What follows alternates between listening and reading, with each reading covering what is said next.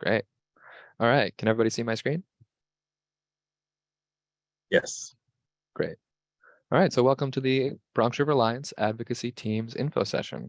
We'll be covering the Ecology Team, the Foodway Team, and the Greenway Team. And then hopefully we can get into some more collaborative discussions about how exactly we can work together going forward and working together to activate the parks and trails and spaces along the Bronx River.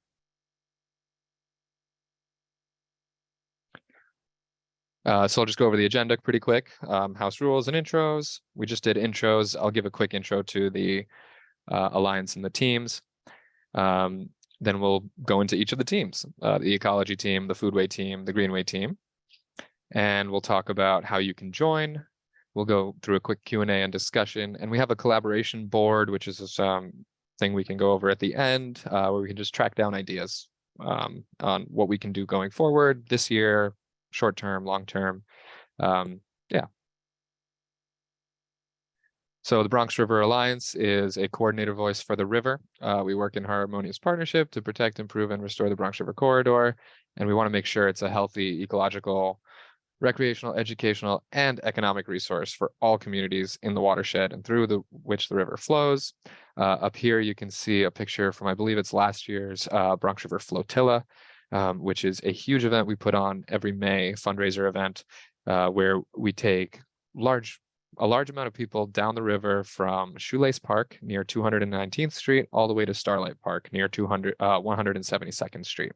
You get a chance to go over a lot of blockages and dams and see the river from a different perspective than you may be used to. So if you get a chance, feel free to look up our flotilla. It's also on the website. And yeah, that's the Bronx River Alliance. The teams on the Bronx River Alliance, well, the Alliance, if you're not familiar with the formation of it, it was founded by community members, really. It was back in the 70s, the Bronx River Restoration Project basically was youth and teens and young adults getting together and cleaning up the river, getting out cars, getting out tires, getting out appliances, all that kind of stuff. So there's this intense grassroots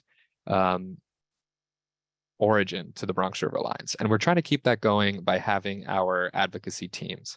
These teams are things you can join, groups you can join to learn more about our specific programs, like the ecology program, like the Greenway program, like the Foodway program. And that's like how you can get involved. You can just show up and learn. And then as you learn more, there may be specific things you want to do relating to these teams. So that's kind of what we're going to be getting into today, is how to get more involved than just listening. So I'm going to go ahead and pass it over to Christian, who is our ecology coordinator.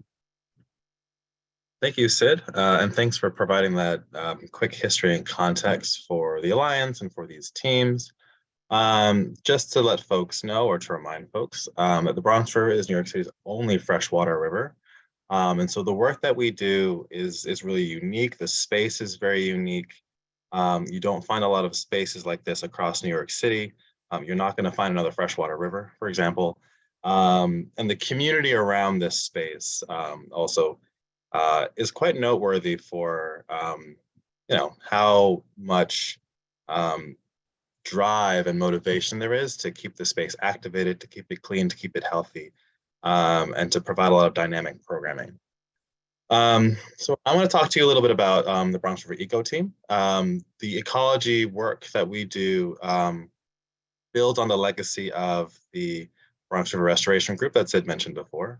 A big part of what came out of the founding of the Bronx River Alliance in 2001 was ongoing research to understand the health of the Bronx River, to see how the work that we were doing to bring back green spaces along the river, convert, filthy, dirty industrial spaces that have been abandoned over the years into brand new parks like Concrete Plant Park and Starlight Park, what impacts that was having on bringing back the river and bringing back wildlife to the river. And so that's a big part of what the Eco Team is focused on. Next slide, please. So the Eco Team is a collaborative space to discuss, evaluate, and prioritize projects that promote the ecological health of the river and the watershed. So my two co-chairs, unfortunately, they are not here tonight, but one of my co-chairs is Becca Swadek. She works with New York City Parks in the Natural Resources Group Department.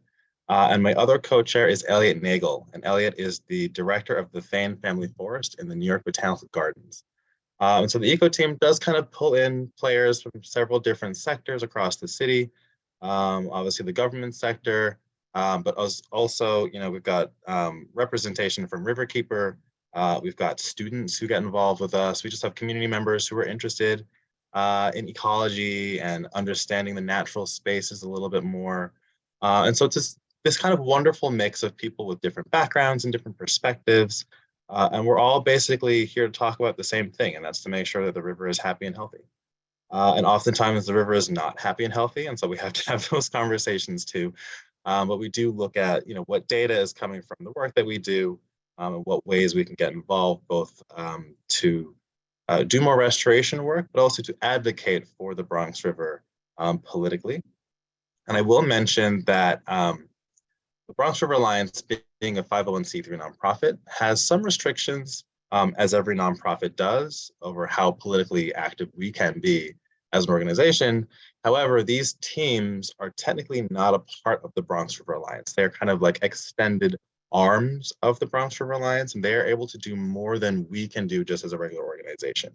And so the teams become really, really, really helpful and essential when there are sort of bills or legislation that we would like to support that do advance protections for the Bronx River and other natural spaces across the city, or other aspects like banning styrofoam and plastic bags. That was something that we had supported in previous years.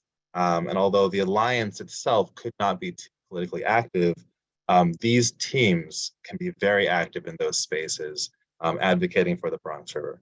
And so it's a really, it's a kind of unique space and a unique way to get involved with protecting the river.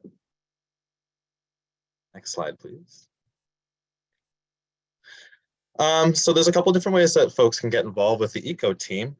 We meet quarterly. So we meet in March, June, September, and December on the second Monday in the month around 5:30 p.m. Since the pandemic, we've been meeting virtually over Zoom, much like we're all sitting here today. And we found that that's a really great way to keep folks engaged and to reach a wider audience. But we do obviously do in-person events. And so one of those opportunities is to become a community scientist. We really, really rely on community members to help increase our capacity to do the research that we're doing along the Bronx River. And it's a great way for folks to see the river in some unique ways, try some hands-on scientific activities like collecting water quality samples. We will also do things like movie screenings. We'll also do things like guided tours of the parks along the river, pointing out different ecological aspects, bird walks, all kinds of cool stuff. So it's really great to, not only get sort of the data-driven aspect of the work, but also like seeing and celebrating the Bronx River for the beautiful space that it is. One of the things that I'm really always trying to encourage during the eco team meetings is to really look at the Bronx River and the ecosystem as a sort of puzzle, right? And if any of those puzzle pieces are missing, you're not going to get the full picture. And so when we're looking at ecology and our approach to ecological restoration, it has to be a holistic one. And so, I'm not just looking at the fish, I'm not just thinking about the water itself, but the eco team is also, we're invested in the green spaces along the river. So the forests, the gardens, the rain gardens, the bioswales, all of those things are also really important to make sure that the river's health is doing well. So yeah, there's plenty of ways to get involved. These are some quick pictures that just show some of our eco team members out and about on the river, as well as at River House at some different events. So why join the eco team? Well, if I haven't sold you already, it's just a really cool way to support nature and support nature in New York City, the densest city in the country, which, despite being a massive concrete jungle, still has really, really beautiful natural areas that do support incredible wildlife. and you will see that wildlife if you are out and about along the Bronx River. You can become an Eco Team co-chair. We're actually going to be holding elections again this year. And so I don't know currently what the election is going to look like, but if you would like to get more involved or learn a little bit more about that, you can keep in touch with me, and I'll keep you in the loop. You can help guide our restoration efforts along the Bronx River. So we do discuss the community science projects that we do, the kind of data that we're looking for, what kind of direction we want to be going in. This year, we're really taking a big push to be more advocating for the river. We're doing more outreach to Westchester County, where we know a lot of pollution is originating and flowing downstream into the Bronx, into the environmental justice communities in the Bronx. So we're doing a big push this year to be more active in getting Westchester County to understand what issues are coming and actually to prioritize infrastructure repairs to stop a lot of that pollution from entering the river. As well as, if you're active in the Eco Team and if you are, coming out and doing some volunteer events, you are eligible to receive some Bronx River swag. You can get entered in raffles and you can receive free tickets to events. You might be able to get a free seat in a canoe paddle. Oftentimes, for some of our more specialized paddles, like the estuary paddle, those are typically paid events. And one of the perks of being a team member is that you can get a free paddle every now and then, which is pretty cool. And it's a wonderful way to see the Bronx River. And of course, pulling in so many different types of stakeholders, elected officials are sometimes on these calls and whatnot. There's a great opportunity to network and to get to brush shoulders, at least virtually, with different folks across the city. And so that's pretty cool. If there's organizations that you're interested in learning a little bit more about, oftentimes you can make those connections on our Bronx River Eco Team meetings, which is pretty cool. And we're pretty proud of the fact that we're able to pull in, folks from different sectors and different walks of life will have the same mission and interests. Next slide, please. So I just want to highlight a couple recent efforts that the Bronx River Eco Team was kind of leading. I'll start with a pretty serious issue that we were facing last spring. There was a construction project in Starlight Park. New York State DOT was replacing an on-ramp to the Cross Bronx Expressway, and for some reason didn't think that the Bronx River would notice that, or the Bronx River Alliance would notice that they were dumping construction debris directly into the middle of the river channel. So you can see that image on the bottom left is what they thought they were going to get away with, leaving tons and tons of debris, concrete, rebar. We don't even know what different kinds of materials they dumped into the river. And the Bronx River Eco Team kind of led the charge in pursuing legal action against DOT.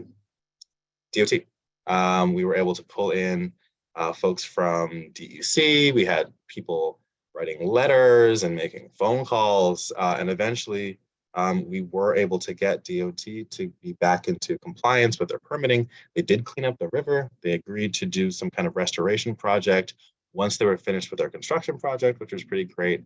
And although we were upset that the river was a little bit damaged from that incident, we were happy to have the process move as quickly as it did with getting DOT back into compliance with their construction permit.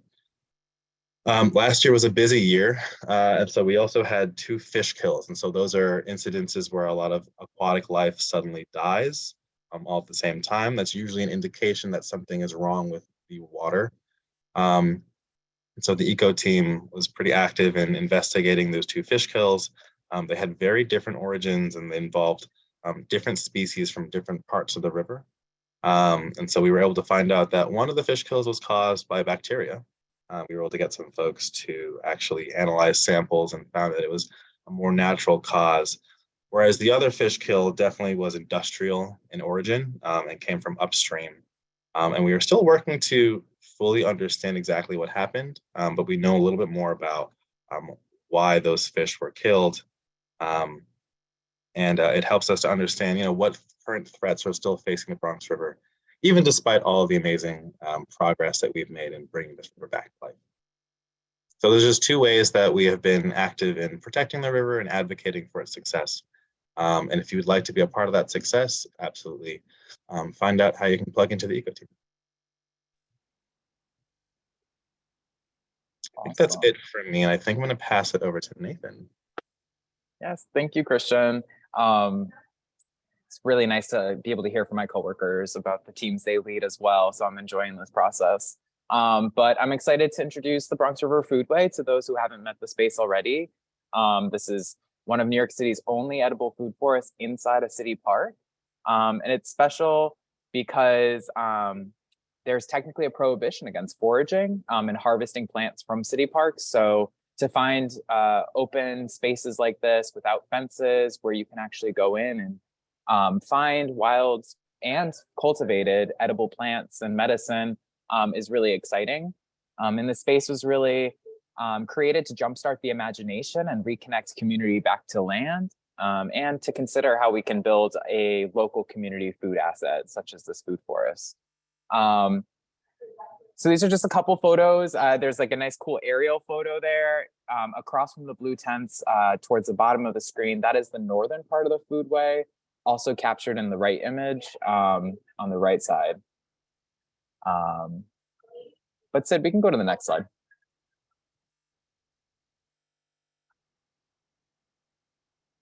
Awesome. And so, you might be wondering, all right, this sounds like a really cool space. How do I get involved? So the Foodway is really young. It's only about 5 years old. And so for such a young project to exist, especially in such kind of radical territory, we ask you just to come out and to advocate for the space, to advise how it looks and how it works in our community, so you can actually be an advisor in this space. Help plan and implement programming, and really by doing that and coming out to events, you're activating the space. So we encourage you to come out and be a steward of the space and support programming. And you can also, kind of tread lightly at first, join some of our monthly meetings. We have meetings every second Wednesday of every month at 5:30. But generally, we have a role for every single person out there. If you have an interest, I would love to hear what that interest is and see how it could align to the space. I think what's been so exciting to see it evolve from quite literally just a planting when I arrived to a full-fledged, living, breathing forest, activated by community members on a regular basis, has been seeing how people are using the space and how they are using it differently than we all forecasted they might. And so it's been really exciting to work alongside our co-chairs to activate this space. And Journey really has been fundamental in making this space accessible and approachable for community members, really imparting a lot of their knowledge around herbalism and their knowledge around plant identification to help us just interpret what's there and make sense of it as it relates to our really diverse community. But I would say, a lot of folks in our community, since a lot of us live in apartments, we don't have green spaces. This has really been a refuge for a lot of folks who are yearning for a space of their own, a space they can steward, get their hands dirty, plant some plants of their own. And so while there's definitely some consideration around how we grow in the space and how we tend and care for it, it's been really exciting to see the design kind of evolve each season, and for our community's ideas and dreams kind of to be woven into this space. And so the images you're going to see on the bottom, on the left side, was from a First Saturday event, a celebration in the park where Journey is leading a Foodway tour. In this image, she's standing by the chestnut trees, which was a species of tree that was nearly wiped out due to ecological blight. And here we are with hybrids, and we've actually been harvesting chestnuts. So it's been really exciting. And then on the right side is one of our parks employees, Jay Singleton, and Andrea Estrada, a member of our Intervine court team, just taking care of the paths, right? Making sure that the paths are covered in fresh mulch, that there's no weeds in the paths, and just caring for the space. But definitely tons of different ways to get involved. And I think at minimum, I always tell people to either just come visit the space or just tell people about the space. So I always appreciate just sharing, having you all share those stories. And I shouldn't move forward without stating and kind of the origin history, which is actually moving backward a little bit. But this space is, as Christian had alluded to, and as Sid mentioned in the beginning, really Concrete Plant Park's evolution came from a really grassroots place, an abandoned concrete factory. It was young people primarily from organizations that were about to exist, including YMPJ and the Point CDC. But those young people came together to really clean the river and bring attention to this space. And from there, an artist, Mary Mattingly, introduced the idea of a food forest in a city park.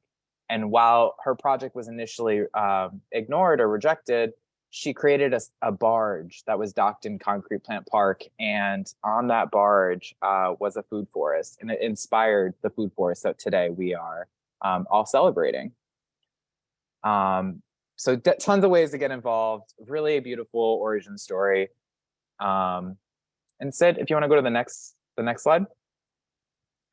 But lots of great ideas have come out of this beautiful space. Last year was significant in many ways. I think it was the first year that we kind of all came back together since the start of the pandemic in a real way. But we celebrated Monarchs last season, which was a beautiful collaborative program that actually incorporated the Ecology Team. And we actually had members of the Greenway Team ride up for this event as well. But we're constantly talking about having tea tastings in the park. And that was an idea that was paired with skill sets of Robin's, which is centered around yoga and meditation. And so we've been exploring sensory exploration with food. We've been we hosted our first community banquet this past season, which was really exciting. And it was really sweet to see the Greenway Team and a whole parade of bikes come on in to welcome people and bring some food with them for this community banquet. But we've been having cooking demos and more tastings centered around wild foods and drinks. And a series that directly came out of the Foodway team this winter was a mushroom ID and cultivation series called Mushroom Moments. And that was dreamed about by many people in our Foodway team out of just sheer excitement to grow mushrooms together and inoculate our kind of introduced soils with a variety of mushroom species. And then, we do herbal distribution. So we're always trying to get herbs out into the community's hands. But we're constantly coming up with ideas. On the bottom is a little Jamboard from some of our early season, idea generation and considerations for the year. And Sid, if you want to go to the next slide. Thank you. And then, just like thinking about how to join the Foodway team. You heard that our meetings are every second Wednesday of the month, but you can consider, you can watch and learn from Robin and Raisa this season as they, stand in their position as co-chairs of the Foodway. You can, also talk to Journey privately and hear what their experience has been like, or just, come along for us and come along for the ride and just learn with us at your own pace. There's tons of learning opportunities, and I'm very interested in developing our skills collectively, independently as well. So if there's like gardening skills or, skills adjacent to the work that you're interested in developing, that's something, we would love to help support. As Christian mentioned, opportunities to get some swag and join some raffles and be invited to some special events. That's a perk. And obviously networking with New York City Parks employees and all of the incredible folks that we work with and the community members that we align with and work with. And just lots of different ways to join the team. And these are just a few of the benefits I think that folks can gain from the experience. And with that, that's kind of my spiel, but I'm gonna pass it off to Sid now. Thanks, Nathan. And if you haven't checked out the Foodway, if you haven't heard of it before, definitely worth checking out. As Nathan said, it's as of right now, because Stuyvesant Cove is under construction. It's the only place in the city where you can forage freely, publicly, and not get a ticket. So come check it out. You don't need any supervision. We trust you. So I'm going to get into the Greenway. The Bronx River Greenway is the system of parks along the Bronx River, as well as the trail and the shared use path that runs through it. It was originally, the Bronx River Greenway as a plan was first considered about 30 years ago as a way to restore the corridor of the Bronx River. The Bronx River had essentially become, this is what someone had said, is a glorified stormwater canal, glorified sewage canal. So part of restoring is the waterways of the river is restoring the land around it as well. And that is what the Bronx River Greenway is, as well as the path that runs through it. As of right now, 19 of the 23 miles of the Bronx River Greenway are complete. There are parks and trails along 19 of the 23 miles. And we're working on fixing about those 4 miles of missing links. And we're looking forward to a fully complete 23-mile Bronx River Greenway at some point in the future. A lot of these missing links have been in the past, as we're moving up to this number of 23, have been driven forward by the Greenway team. So the Greenway team is comprised of community members and organizers and advocates, our neighbors. So we have agency representatives sometimes show up to our calls to discuss projects that are happening. The Greenway team itself guides the planning of said projects, as well as the implementation. There's oftentimes a lot of discussion that goes on in terms of design, like I said, design and implementation, as well as setting priorities for what we should be doing along the Greenway.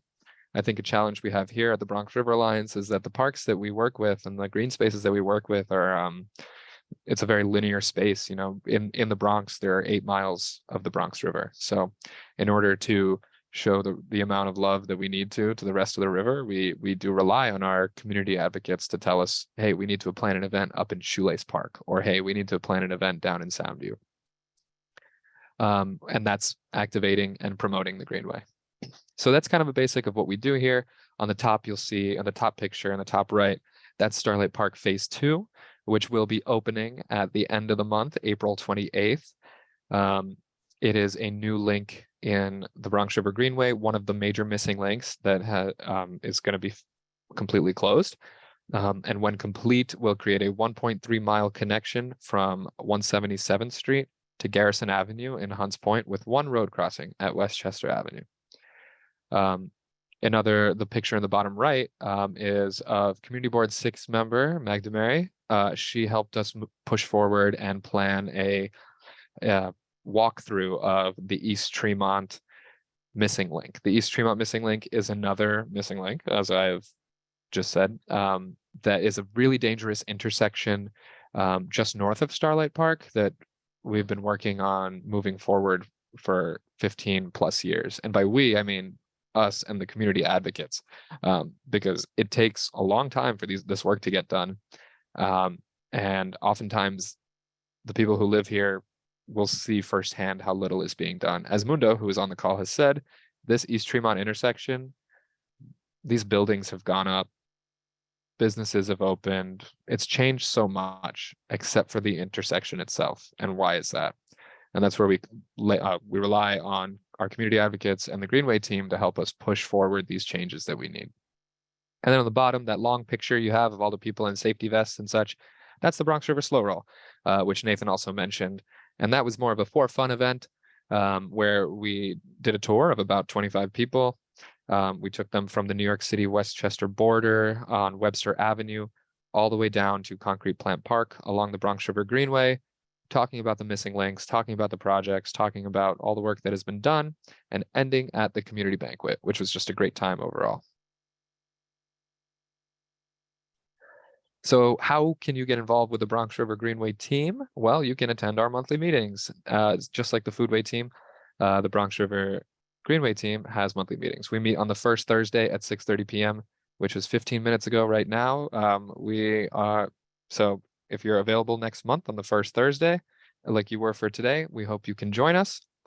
And from there, we do a lot of focused meetings and discussions on specific topics. So for example, some of our meetings are specifically focused on the East Tremont missing link, and we won't really talk about anything else at all. We'll talk about strategies to move this forward, and we'll have people come in and help us plan meetings with council members who have good relationships because they are community members and constituents. But then we have more general meetings where we can plan events and give fun updates and brainstorm ideas.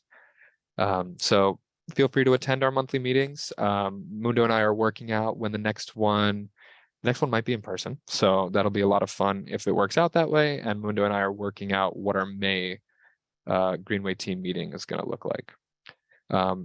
Moving forward and up from attending the monthly meetings is helping us lead rides and helping out with other events. So as Nathan mentioned before, we did the slow roll, and in the top right, that's another picture of the Bronx River slow roll. We had 7 volunteers on that event, and not all of them show up to our Greenway team meetings all the time, and that's totally okay. You don't need to show up to every team meeting to be a team member. I do want to reiterate that. There are different ways to be a team member, and oftentimes if it doesn't work for you, you can always find a way to be involved. So we had 7 volunteers help us maintain safety protocols and keep the group together. And it was a really great time. Honestly, way less stuff went wrong than I thought would. So that's a sign of a good event. And we're working on planning even more events through community members for the rest of the year. For example, right now we have a mindfulness series that has just started, Mindfulness Flow on the River, where we're partnering with Yoga for the Bronx to offer free community yoga, free meditation sessions to community members along the Bronx River. This is something I'm really happy about because oftentimes yoga and meditation they can be expensive for people. So having the opportunity to offer this to community members for free, it's really great that we can do it like this. And through the Bronx River Alliance, we have been able to provide funding for these events as well. And finally, another way you can get involved is advocating for the Greenway. And what is an advocate, right? It's hard to define without using the word advocate, but it's community members requesting what they want to see happen in their neighborhoods or with the Bronx River Greenway. So for example, we had a community member who was really frustrated that one of the parks was being closed a lot earlier than the other parks. So he sent a series of emails to the relevant people to try to figure out why. Why was this park closing? And he actually did get some answers out of it, which is really important. Like, we have to realize that the agencies and these council members and state assembly members, state senate, like we are their constituents. We vote for them. So a lot of our work is driven by policy and by agencies. So as a constituent of these politicians and of these agencies, your voice is very important for making things happen. So the Greenway team as a group can sign on to letters such as requesting increased maintenance of bicycle paths throughout the city, and individuals can advocate on their own and say they are a member of the Bronx River Greenway team. There are a bunch of different ways to get involved, and yeah. Actually, let me go back a second. I want to give an example of advocating for the Greenway, an even more in-depth example, which is at our March Greenway team meeting, we had a community member who I had met at our Bronx Park Speak Up, which is this big event that a handful of individuals throughout the Bronx put on at Lehman College every year to talk about parks, issues facing parks in the Bronx specifically. And a community member from Parkchester, Soundview area came up to me and was like, "Hey, you're the Bronx River Greenway coordinator, right?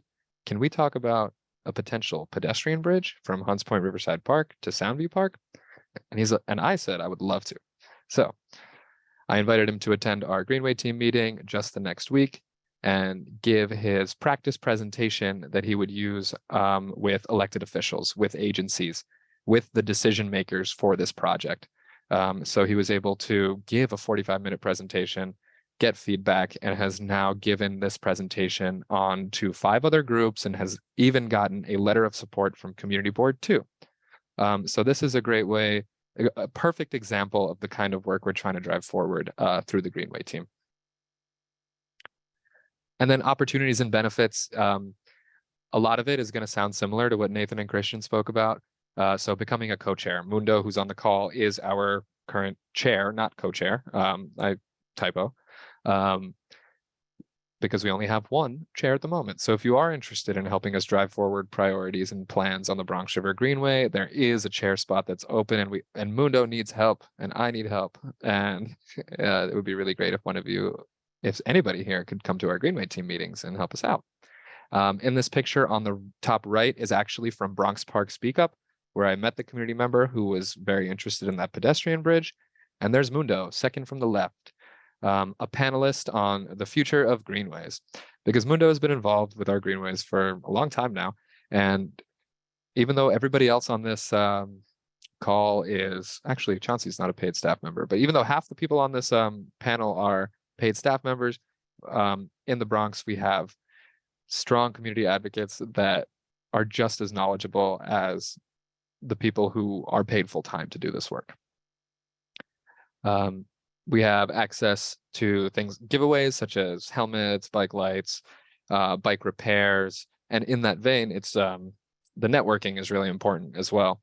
Not just for career or political purposes, but just for making friends, people who show up to the Greenway team, like there's a self-selection, you know that you have some similar interests.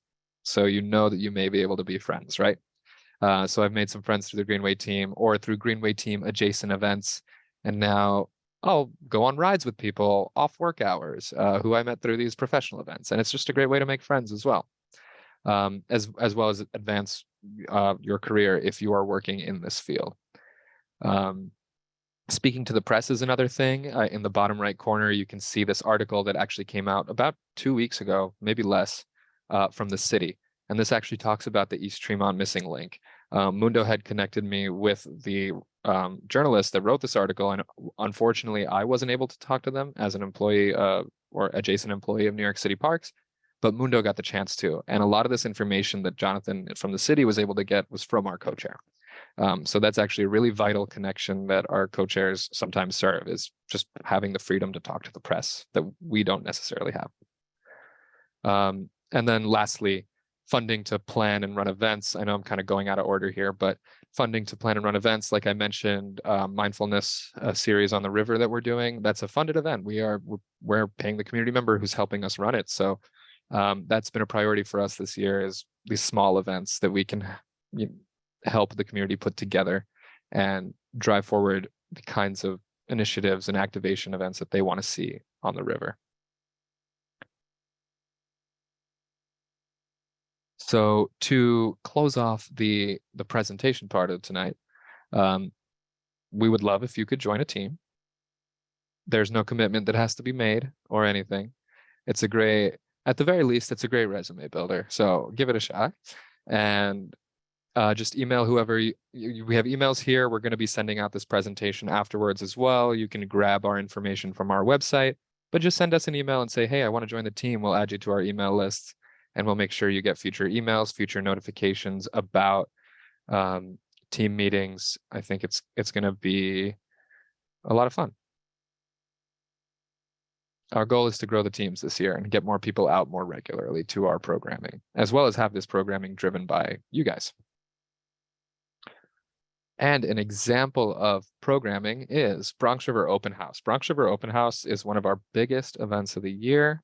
There are so many different things going on: canoeing, fun activities with our education program. If you have a bike, feel free to ride your bike over and get a quick tune-up for free. Nothing here is going to cost any money. So it's going to be a lot of fun, and we could always use volunteer help as well. So if you're interested in volunteering, please also reach out to one of us and we can connect you with the right person. And finally, most importantly, we will be hosting a walkthrough of the new park, Starlight Park Phase 2. And it'll be a chance to see it before it's officially open to the public. We'll be going into a little bit in depth about the ecological features, the Greenway features. And yeah, it's just one of those special perks that you get for being part of the teams, is checking out spaces before they're ready. And with that, I'm happy to open it up to questions. So I know there was a lot of information to take in. If you want me to go back to any slides, just let me know. and we can do that. But yeah, any questions? Just feel free to raise your hand or unmute yourself. Mundo.